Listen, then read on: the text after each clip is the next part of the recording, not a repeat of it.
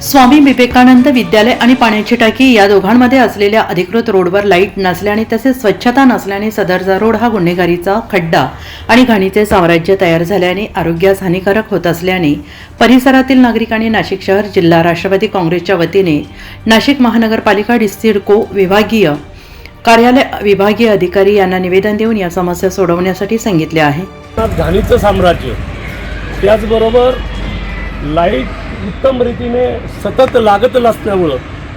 गुन्हेगारीचं साम्राज्य मोठ्या प्रमाणावर त्या ठिकाणी पसरलेलं आहे। आम्ही आत्ताच महानगरपालिकेचे विभागीय अधिकारी श्री साळवे साहेब अतिशय कर्तव्यदक्ष अधिकारी म्हणून त्यांची ओळख आहे, त्यांना आत्ताच निवेदन दिलं की याबाबत आपण तातडीनं लक्ष घाला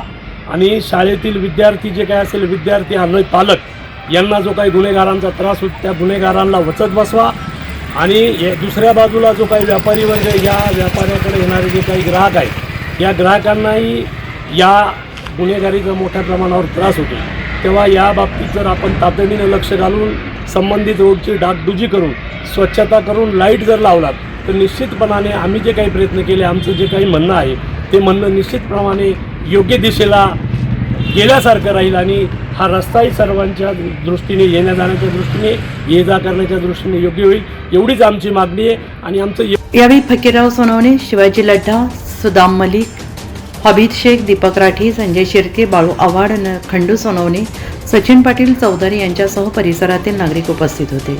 NCN न्यूजसाठी सचिन दिवटी, नवीन नाशिक।